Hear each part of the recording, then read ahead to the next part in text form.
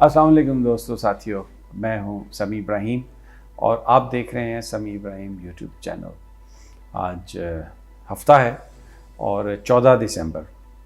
अपनी इस वीडियो में मैं जो इस वक्त ऑन गोइंग सिचुएशन है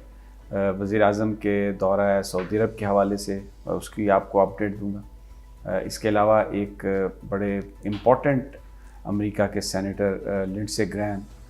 वो पाकिस्तान के दौरे पर उनकी आमद की ख़बरें हैं। वो क्यों आ रहे हैं, क्या करने आ रहे हैं, क्या सिर्फ अफ़गान पीस प्रोसेस से ही उसका ताल्लुक़ है या फिर ये जो इस वक्त प्राइम मिनिस्टर गए हैं सऊदी अरेबिया और हमारी फ़ौज के सरबराह जनरल कमर जावेद बाजवा गए हैं यूनाइटेड अरब एमिरेट्स, इससे इसका ताल्लुक़ है जो इस वक्त डिप्लोमेसी चल रही है सऊदी अरब, ईरान, टर्की, मलेशिया, पाकिस्तान, ये जो सारी सूरत हाल बनी है ये क्या है। मैंने अपनी पिछली वीडियो में भी बताया, लेकिन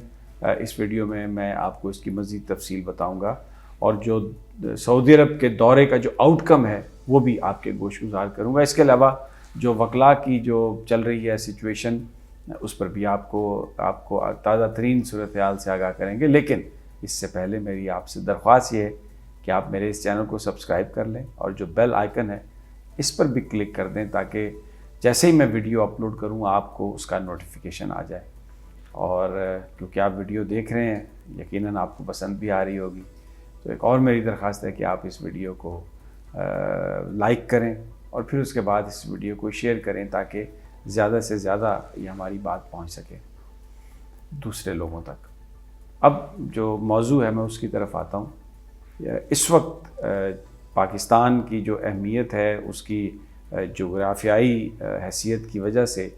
दोबारा उसका इआदा होने जा रहा है और एक अमेरिका के बड़े स्ट्रॉन्ग सेनेटर हैं लिंडसे ग्रैहम, वो पाकिस्तान में उनकी आमद की इत्तला है। और लिंडसे ग्रैहम में आपको थोड़ा सा बता देता हूँ, अमेरिका में जो फॉरेन रिलेशंस हैं यानी उनके जो ख़ारजा अमूर है उस पर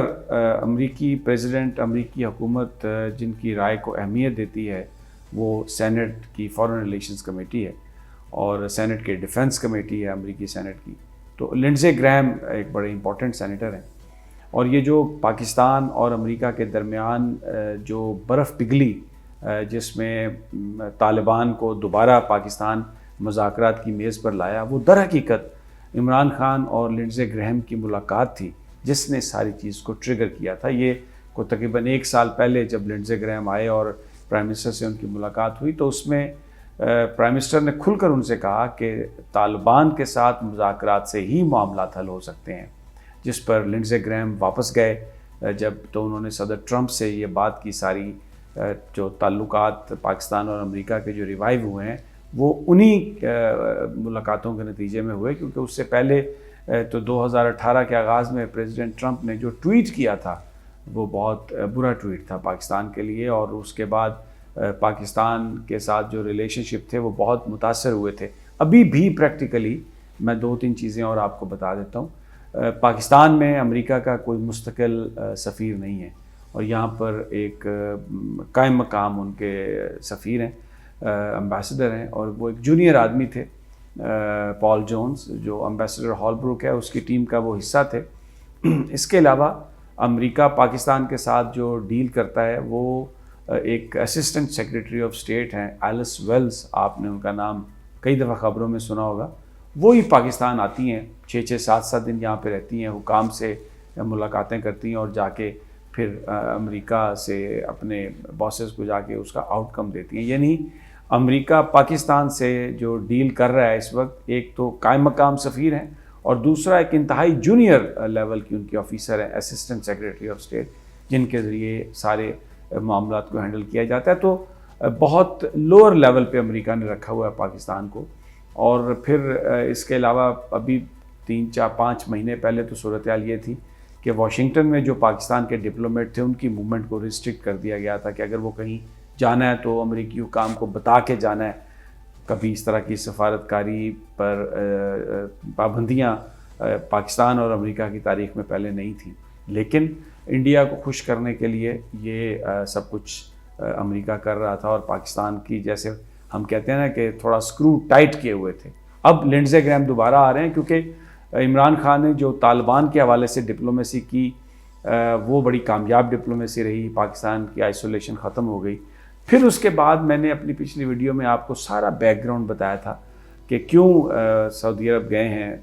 عمران خان, اور اب اس کے ساتھ ہی پھر جو خبر یہ آئی کہ جنرل قمر جاوید باجوہ UAE گئے ہیں. اب دونوں جو ہیں ہمارے یہ انتہائی اہم شخصیات یہ پاکستان کا مقدمہ لے کے گئی ہیں وہاں پر. UAE اور سعودی عرب کے درمیان بہت قریبی تعلقات ہیں آج کل, اور دونوں مل کر بھارت کے ساتھ بھی ان کے بڑے قریبی تعلقات ہیں. اگرچہ UAE اور سعودی عرب نے پاکستان کی بڑی مدد کی ہے فائنینشلی, ڈیفرڈ پیمنٹ پر آئل بھی دیا ہے, اس کے علاوہ انہوں نے ہمیں پیسے بھی دیے ہیں, لیکن کشمیر کے مسئلے پر کیونکہ دونوں ممالک بھارت میں بڑی انویسٹمنٹ کر رہے ہیں تو کشمیر کے مسئلے پر وہ حمایت جو ہم توقع کر رہے تھے وہ ہمیں نہیں ملی. OIC سے جو ہم توقع کر رہے تھے وہ ہمیں نہیں ملا. اور پھر جو مسلمانوں کے حوالے سے اس وقت جو پوری دنیا میں چیزیں چل رہی ہیں, ویسٹ جس طرح مسلمانوں کو بدنام کر رہا ہے, جو آرگنائزیشن آف اسلامک کنٹریز ہے OIC, اس نے کوئی فعال کردار ادا نہیں کیا, جس کی وجہ سے پرائم منسٹر نے بھی یونائٹڈ نیشن میں تقریر کی. مہاتیر محمد جو ملائیشیا کے سربراہ ہیں انہوں نے بھی اسی طرح کی باتیں کہیں, اور جو طیب اردگان ہیں وہ تو مشہور ہیں اس حوالے سے کہ وہ بار بار ان معاملات پر باتیں کرتے ہیں. اور میں یہاں پر آپ سے ایک بات شیئر کرنا چاہتا ہوں کہ تینوں یہ جو اصحاب ہیں, Imran Khan, doctor Mahathir Mohamad Malaysia کے اور طیب اردگان ٹرکی کے, یہ تینوں سچے عاشقان رسول ہیں. ڈاکٹر مہاتیر ابھی جب یونائٹڈ نیشن کے اجلاس میں جب وہ گئے تو نبی پاک صلی اللہ علیہ وسلم کا ذکر کرتے ہوئے ان کی آنکھوں سے آنسو طاری ہو گئے. جو دیکھنے والے لوگ ہیں انہوں نے بتایا.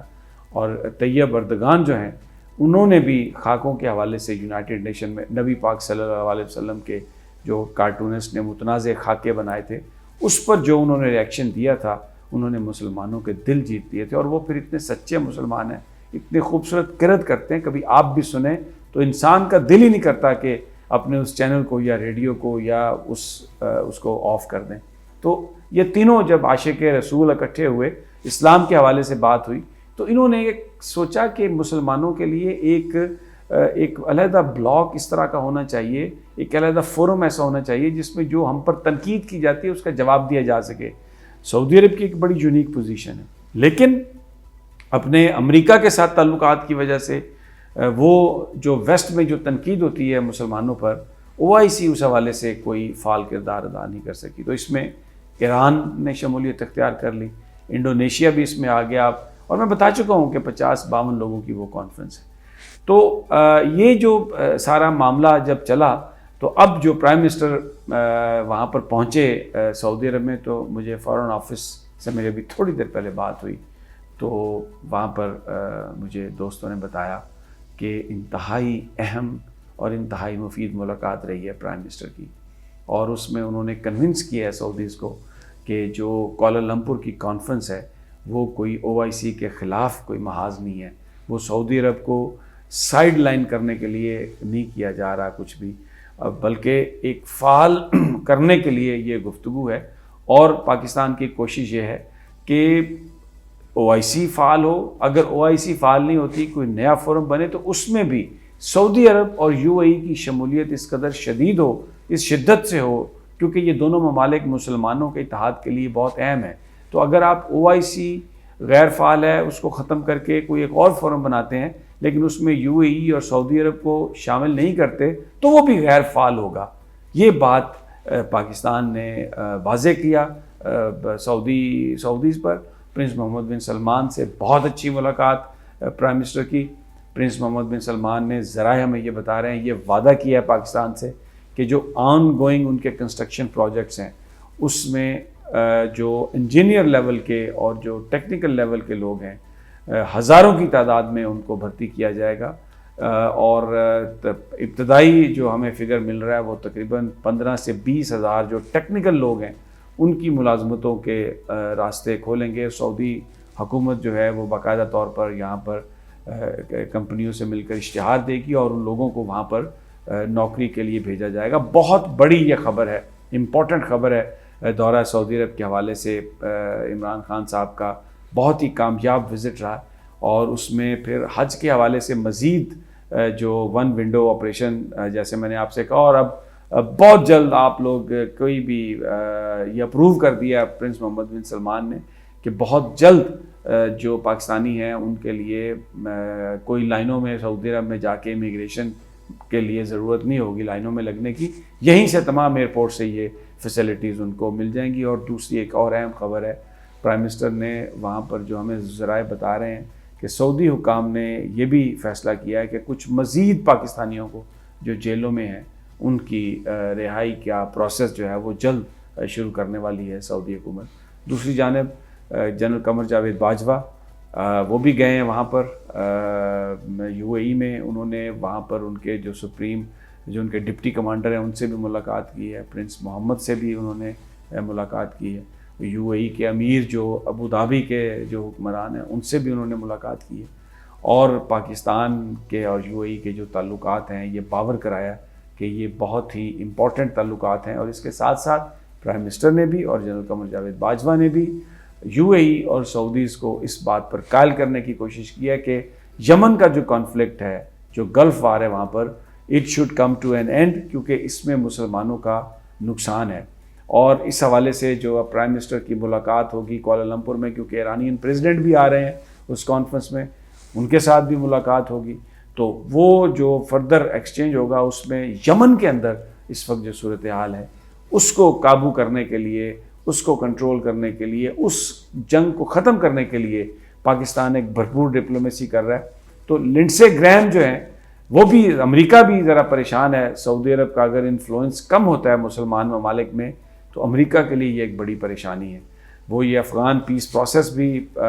شروع کرنے کے حوالے سے بڑا امپورٹنٹ یہ وزٹ ہے لنڈسے گریم کا، لیکن اس ایران اور سعودی عرب کے تناظر میں پاکستان کا جو رول ہے وہ بھی انہینس